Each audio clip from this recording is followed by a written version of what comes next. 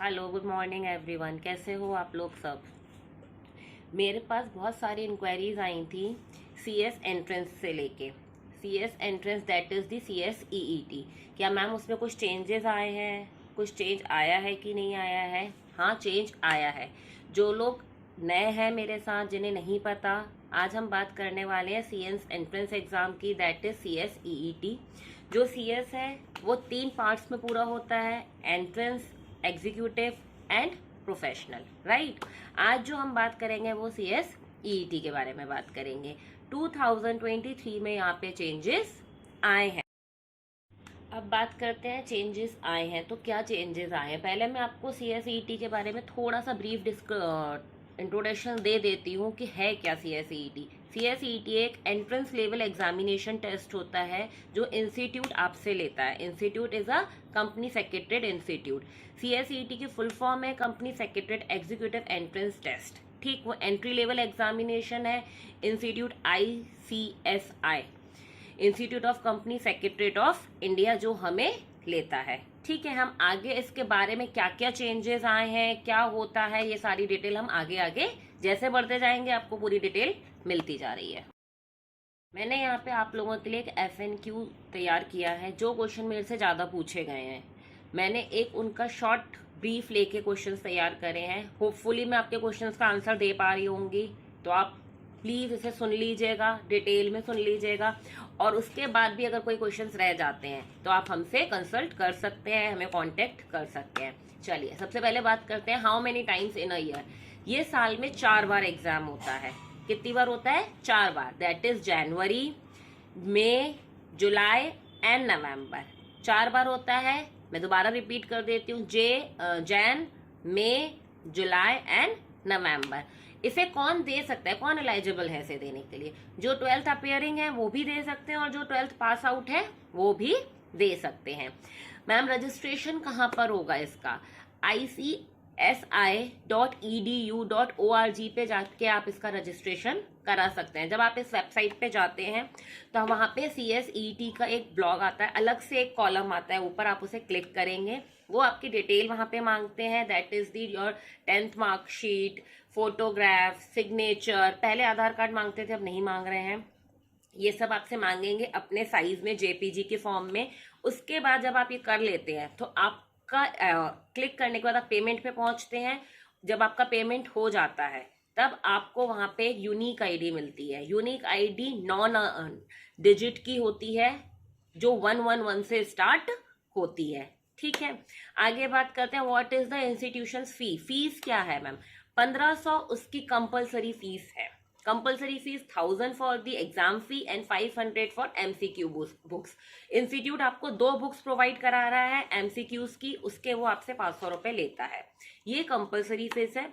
उसके अलावा आप उनकी अगर PDFs लेते हैं जो उनके वेबसाइट पे भी अवेलेबल है, तो आपको उसके लिए कुछ पे नहीं करना है।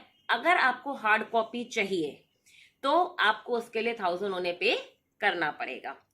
जो लोग मेरे से पढ़ रहे हैं उसको कोई जरूरत नहीं है ये वाली हार्ड कॉपीज लेने के लिए। हम अपने नोट्स प्रोवाइड कराते हैं आप लोगों को, मेरे हिसाब से उसकी जरूरत नहीं पड़ने वाली। स्टडी मटेरियल की कॉस्ट क्या है मैंने आपको बताई दी है कि 1000 रुपीज है। जो मेरे संग जुड़े हुए हैं उनको जरूरत नहीं है, not needed for my side. अगर आपको जरूरत है तो आप ले सकते हो। होपफुली बहुत सारे क्वेश्चंस मैंने यहाँ पे कवर करने की कोशिश करी है। अगर उसके बाद भी क्वेश्चन आएंगे तो मैं यहाँ पे हुई। अब आते हैं हम क्या चेंजेस आए हैं मैम। अभी तक तो आप बता रहे हो कि CSET ये होता है, उसमें एंट्री करनी है, इतनी फीस है। चेंजेस क्या आए हैं आते हैं, चेंजेस क्या आते हैं। मैंने यहाँ पे एक तैयार करा है ओल्ड और न्यू का कंपैरिजन। ठीक, एक बार हम उसे देखते हैं क्या चेंजेस आए, आपको यहाँ पे पता चल जाएंगे। जो पुराने कोर्स में जो बच्चे जाएंगे वो जाएंगे जैन, मई और जुलाई। जुलाई अटेम्प्ट जो बच्चे दे रहे हैं वो देंगे ओल्ड कोर्स के अंदर, मतलब ओल्ड सिलेबस के अंदर। आफ्टर जुलाई जो हमारा एप्लीकेबल होगा वो न्यू सिलेबस एप्लीकेबल होगा। इट मीन्स जो बच्चे रजिस्ट्रेशन 15 जून 2023 तक कराते हैं वो जुलाई अटेम्प्ट में जाएंगे। जैन वाला तो ऑब्वियसली निकल गया, मई वाला 6 मई को है। बेस्ट ऑफ लक फॉर दोस्त जो मई में दे रहे हैं। जुलाई वाले जो 15 जून तक रजिस्ट्रेशन कराएंगे वो सब अपने आप ओल्ड सिलेबस में चले जाएंगे। जो रजिस्ट्रेशन यहाँ पे 16 जून से लेके 15 अक्टूबर तक होंगे, वो सारे रजिस्ट्रेशन नए सिलेबस में जाएंगे। मोड चेंज नहीं हुआ है, पहले भी ऑनलाइन हो रहा था, अब भी ऑनलाइन होगा, उसे हम रिमोट प्रोटेक्टर मोड कहते हैं। कोई चेंजेस नहीं है इसमें। नंबर ऑफ क्वेश्चन पहले भी 140 आते थे, अब भी 140 आएंगे। एग्जाम पहले भी, हम यहाँ पे पार्ट्स बात कर रहे हैं। एग्जाम एक ही होगा लेकिन उसके 4 पार्ट्स हैं। एग्जाम एक ही है, 4 पेपर नहीं है, पेपर एक ही है लेकिन उसके पार्ट 4 है। ठीक है, 200 क्वेश्चन होते हैं, अब भी वही 200 क्वेश्चन होंगे जो नए सिलेबस में जाएंगे। 60 क्वेश्चन 2 मार्क्स के होते हैं और 80 क्वेश्चन 1 मार्क का होता है। ठीक है, अब इसको क्लियर कैसे करना है, अभी मैं सब्जेक्ट्स पे आऊंगी, क्या चेंजेस आए हैं, क्या सब्जेक्ट्स में चेंजेस है, मैं वो भी बताऊंगी। पहले पासिंग मार्क्स क्या है, 50% एग्रीग्रेड चाहिए। मतलब एग्रीग्रेड क्या है, 200 मार्क्स का अगर आपका एग्जाम है तो आपको 100 नंबर चाहिए पास करने के लिए एग्जाम को। लेकिन इंडिविजुअल पार्ट्स में आपको 40% एग्रीग्रेड चाहिए। सपोज कोई आपका 50 मार्क्स का पार्ट है तो उसमें एग्रीग्रेट हमारा 40% होना चाहिए, दैट इज 20 मार्क्स आपको इंडिविजुअली चाहिए। अब ये हुआ 4 पार्ट में अगर आपके 20 आते हैं तो ये तो हुआ 80, तो आप एग्जाम क्लियर नहीं करोगे। इंडिविजुअली 40 मार्क्स चाहिए बट एग्रीग्रेट 50% चाहिए। Got it? चलो आगे बढ़ते हैं। अब आते हैं हम सब्जेक्ट्स में जो मेजर चेंजेस आए हैं। कोई मेजर चेंज नहीं आया है, छोटा सा चेंज है, हम समझ लेते हैं क्या है। पार्ट 1 जो है बिजनेस कम्युनिकेशन, जो ओल्ड कोर्स में है। सेकेंड, पहले मैं ओल्ड कोर्स की बात करती हूँ फिर मैं न्यू कोर्स की बात करती हूँ। ओल्ड कोर्स में बिजनेस कम्युनिकेशन 50 मार्क्स का, legal aptitude, logical reasoning 50 marks का, economic and business environment that is 50 marks, current affair, presentation and communication skill that is 50 marks. Total number of question 140 and total marks of 200। ठीक है, अब change क्या आया है, communication में कोई change नहीं आया, बिजनेस कम्युनिकेशन अब भी है और 50 मार्क्स का ही है। चेंज आया है पार्ट 2 में। पार्ट 2 जो हमारा है लीगल एप्टीट्यूड, लॉजिकल रीजनिंग, इसमें उनने एक पार्ट और ऐड कर दिया है इंस्टीट्यूट ने, वो है क्वांटिटेटिव एप्टीट्यूड। क्वांटिटेटिव एप्टीट्यूड बढ़ने की वजह से 50 मार्क्स का पेपर अब आपका हो गया है 70 मार्क्स का।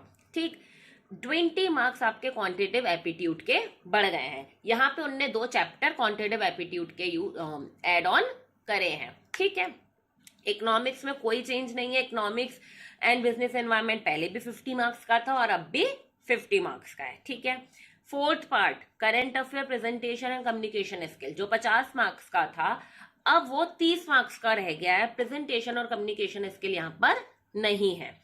करंट अफेयर जो है वो 30 मार्क्स का रह गया है। फिर से नंबर 200 ही रहेंगे, 70, 50, 50 और 30, टोटल नंबर हमारे 200 ही हैं। क्वेश्चन हमारे 140 ही आएंगे, बट जो चेंजेस आया है वो पार्ट 2 में आया है। ठीक है, अब यहां तक हमें ये बात समझ में आ गई कि हमारे नंबर क्या, सब्जेक्ट्स हैं, क्या है। तो अब हम यहाँ पे ये देखते हैं न्यू चैप्टर्स कौन से ऐड हुए हैं। न्यू चैप्टर जो हमारे ऐड हुए हैं क्वांटिटेटिव एप्टीट्यूड में, वो हुए हैं नंबर सिस्टम और फंडामेंटल ऑफ अर्थमेटिकल ऑपरेशन। यहाँ पे मैंने डिटेल दी हुई है नंबर सिस्टम में कौन कौन से चैप्टर्स आएंगे। होल नंबर आएगा, डेसिमल एंड फ्रैक्शन आएगा, रिलेशनशिप बिटवीन नंबर्स है, percentage, profit and loss, interest, average. उनने इन शॉर्ट अगर मैं आपको बताऊं तो बेसिक मैथ्स ऐड करी है, उसके अलावा उनने कोई चेंज नहीं करा है। होपफुली मैं आपके बहुत सारे क्वेश्चंस के जवाब दे रही हूँ। मेरे पास सारे बैचेस स्टार्ट हो चुके हैं और 20 अप्रैल से नए बैच स्टार्ट हो रहे हैं for July and November attempt. Please आप लोग अपने आप को रजिस्टर्ड कराएं जितना जल्दी हो पाए। जुलाई अटेम्प्ट के लिए मैं आफ्टर 20 नहीं लूँगी किसी भी बच्चे को। नवंबर अटेम्प्ट के लिए मैं मई तक बच्चे ले रही हूँ। कोई भी क्वेरी हो, कुछ भी हो, आप हमसे बात कर सकते हैं, कांटेक्ट कर सकते हैं। Thank you so much.